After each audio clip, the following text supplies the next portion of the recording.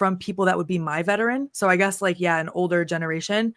And I'm sure it still exists though. I'm sure it does. I wanted to get your thoughts real quick on how do you think you would have been able to deal with the old school ways of the women before they were a sideshow back in the day. Let's face it. I mean, how Yeah. do you feel about like Fabulous Moolah? Would you have been able to handle being discovered by Moolah and then becoming part of her labor camp, almost, if you will, for lack of a better term, and her taking most of the proceeds? Do you think you could have handled that kind of stuff? And You where does know, someone like Moolah sit to you? Because after all, without Moolah, there is no rest of this, evolution here, because she definitely started something. She was big time. Any thoughts? she did. Yeah, she definitely started something.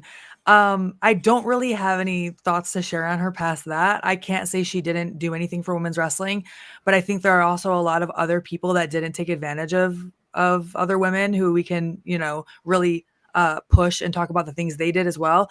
To be honest, I think it's hard to say, but I think if I came up during that time and I wanted to be a wrestler, I would have just put up with it because you don't know any different.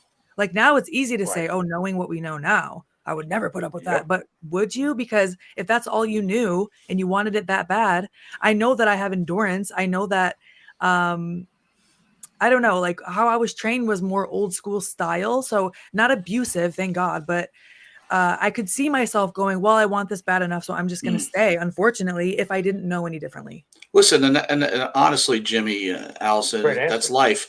Everybody's going to eat a Great shit answer. sandwich sometimes. You know what I mean? We all are eating shit Sure. sandwiches at some time. So, I mean, that's a great answer. But let me ask you this then, Allysin.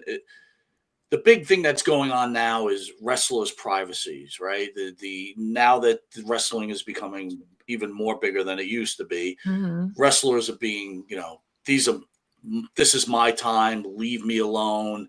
What are your thoughts about that? I'm not, again, trying not to get you in trouble. Sure. I just wanted to know your opinion.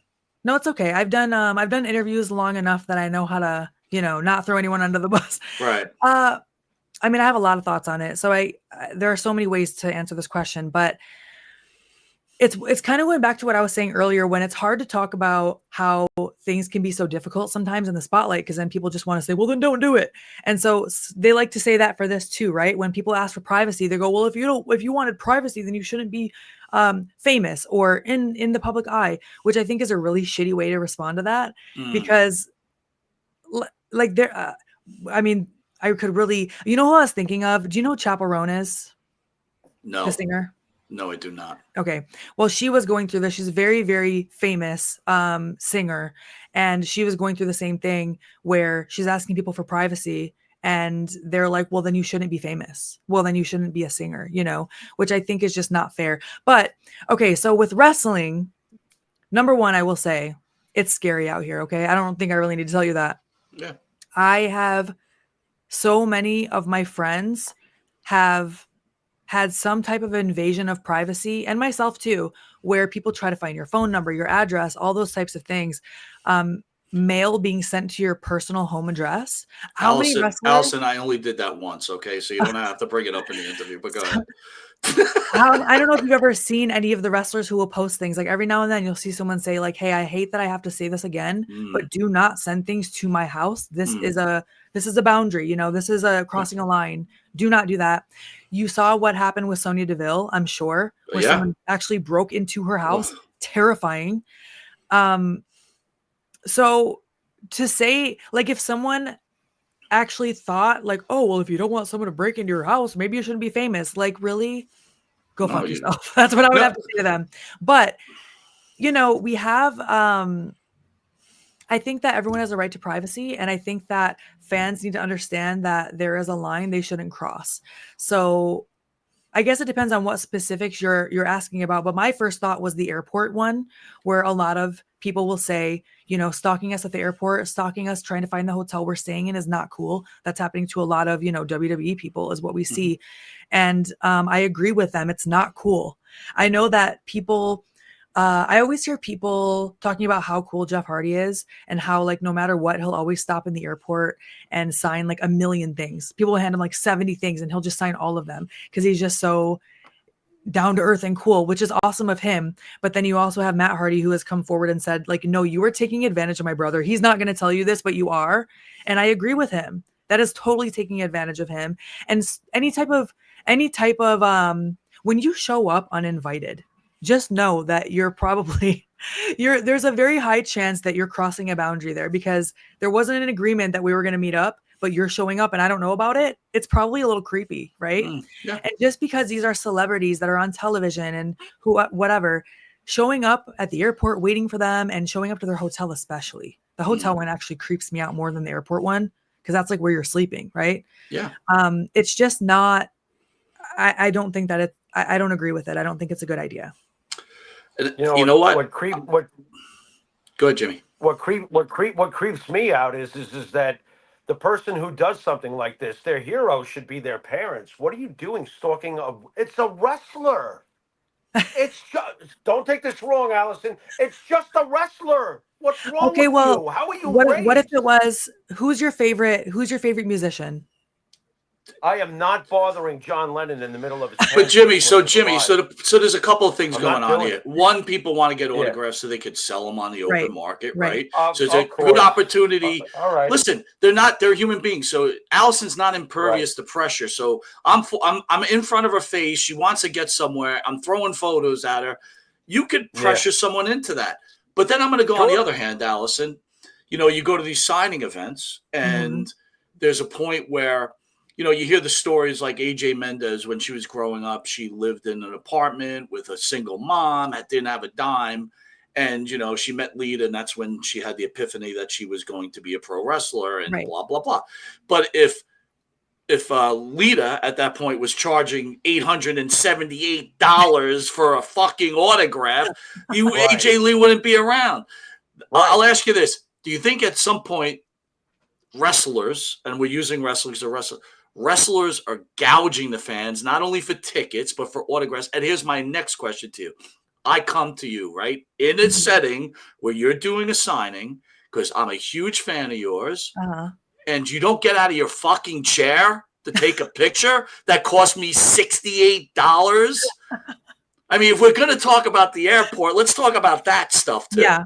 Well, in terms of the privacy thing, I know you're talking about something different here, because that's obviously different. You're at a signing, you're expecting people to come see you, you're inviting them, right? The airport, you're not inviting them. Right. So that, I mean, that's obvious. In terms of, I will say, this is what I will say about that. I've always stood up. That's just me. I'm not knocking anyone. You know what? I don't know what it's like. Unfortunately, I don't know what it's like to have a line of, 10,000 people out the door. I'm not Sting yet. Hopefully one day I have that kind of line. And hopefully, and also, I'm not throwing him under the bus. I don't know if he gets up or not. I'm not saying that. But when you make it, please stand up. Please stand up. That's all I got to say. On the other side of that, and I'm not really defending anyone here. I'm just, just spitballing here. Imagine you have to sign autographs for 10 hours straight. Are you standing the whole time? I don't know, man. If you're getting fed $50,000 for a 3-hour event, but you better find a way. Can you physically stand for 10 hours straight? Hey, listen, Alice, I'll be honest with you. Fucking figure it out. That's what I'll tell you. Fucking figure it out. I mean, listen, I'm not throwing anyone under a bus either, Dustin Rhodes, but it's like you go to a signing and the dude's back's hurt, so he can't get up for pictures. I'm watching all these people forking out money, and he's like, oh, I got a bad back. And then next week you see him at AEW in a steel cage match getting his ass beat all over the place. Come on now, please. I have no comment. I'm not asking you to comment. I'm just saying it's just a pet peeve of mine. That's all. I do understand why some people would stay seated for the majority of it when they're signing all day long. However, you do see other wrestlers who don't. Like, honestly, I keep using Jeff Hardy as an example, but he's the one that I see all the time. Like, he is standing for 10 hours straight. And I always get up whenever anyone wants to take a picture with me, but I usually sign sitting, because that's just more comfortable to sign a photo, right? That's and especially depends on what I'm wearing. I'm wearing heels. You think I'm going to stand in heels for 10 hours straight? If you're signing a picture, different. If I'm taking a picture with you, yes, I don't want to have to lean over, bend my neck like this, and then fork over $117. You know what I mean? What if they let you come on the other side of the table and sit with them? Okay, maybe. I'm just curious what you think about that, because I see a lot of wrestlers do that too. They don't just do the lean. They'll say, come over here. Like, people will stand behind them or sit next to them, right? I mean, for me, I do always get up, but I mean, I just unfortunately don't have that Sting line yet. You know what I'm saying? Oh, don't I worry, just keep thinking it's of coming. Sting. I don't even know if he stands up or not, so that's not a knock on him. I just have been on signings with him before, where like Right. you literally notice when he gets there because no one is on the floor anymore at the signing because they're all waiting in his line. I'm like, damn. I told my tag partner Marty Bell, I'm like, one day that's gonna be us, okay? Yeah, just hang in there, man. Just hang in there. Jimmy, And how's I your will sound, stand brother? now. I will stand. My sound is sufficient for now. I was thinking about what you were talking about. I witnessed Mr. Goldust, get up for Teal. I remember all of that. I remember it. But I will say this, though, too, and this is actually in defense of you, Mike, but at the same time, I'm not surprised at all. I'm a realist. The only guy, and there must have been 100 wrestlers there at this particular event we were at, the only one who stood up and greeted everybody and shook hands was Bobby Lashley. Everybody I else love stayed Bobby seated. Lashley. I love Bobby Lashley. He's just great. Everybody else stayed seated, and you know what? Most of them might stay seated too. If I'm Greg Valentine and I'm 70 something or getting close to it, I'd be like, yeah, fuck this shit, you know. So whatever. I really don't expect anything from any of these. Considering what Captain Kirk did to us, Mike. All right, I don't want to make this about. I want to hear. I want to hear more about Allysin. I just had to bring it up. I just wanted to hear a thought. All right, Allysin, I'll ask you about this then too. Okay. All right. How often do you get creepy fans chasing you around? I mean, okay, literally, like physically, or because if we're talking on the internet, if we're including the internet, I mean, I'm sure I could open my Instagram right now to my message requests, the hidden message requests, and have dozens of creepy ass messages. Oh my God. Allysin, I don't know how you do it. I got to be honest with you. With a lot of safety protocol in place, that's how we do it. Could I at least ask you this? Do you ever open one and it's so fucking funny you keep it and you like show it to all your friends? I have screenshots, 100%.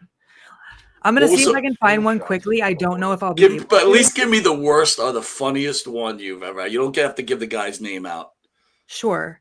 It might take me a second, so I don't know if you have another question in the meantime, but I definitely have a screenshot folder and I want to see if I can find any quickly. I don't know if I'm going to be able to. There are some funny ones that I actually like, even though they are creepy. I just think they're funny. Yeah, they gotta be, right?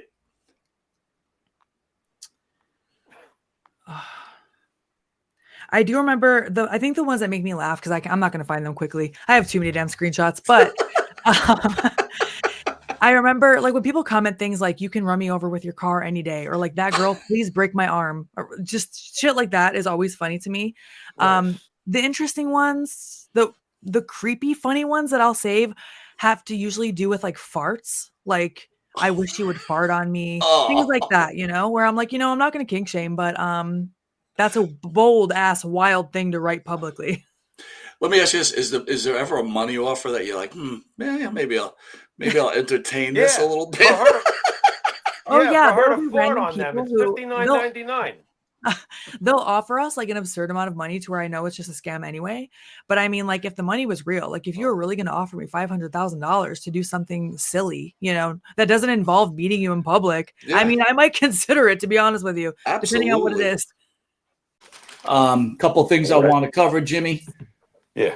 500 level has now improved on the M&P code. Now go to MP30 for 30% off. Jimmy, I got to tell you something, right?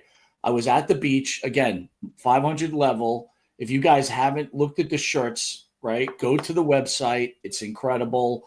And I got to be honest, right? So it was a little chilly today. I brought the dogs to the beach. I was off work for the Jewish holidays, today. Right? It wasn't cold, but I have from 500 level, I have a Roman Reigns sweatshirt. Now, usually sweatshirts are not always the nicest fabric, unless I'm into really nice fabric because I just don't like things up against my skin. So usually I'll get thinner type of shirts, but this is a heavy sweatshirt. The fabric, unbelievable. And you're going to get a deal at 30% off, Jimmy. I mean, my God, it's a no-brainer, guys. I am telling you, once you get one shirt from them, you'll get 50. I guarantee it.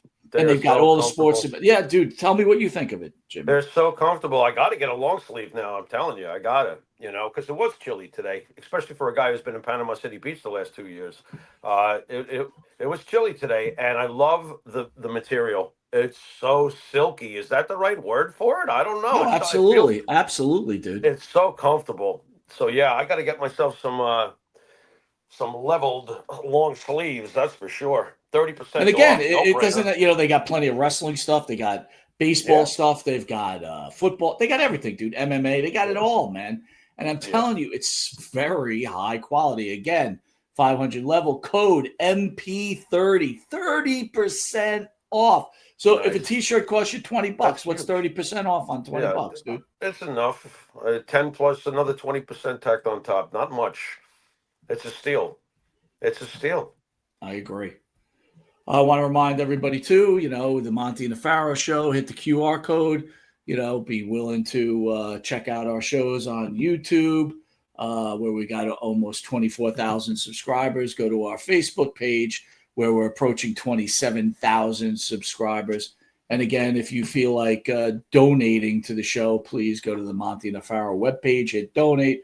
Helps us bring in more guests. Trying to entertain Jim. We've got the big event coming up, so a lot of good stuff happening right now.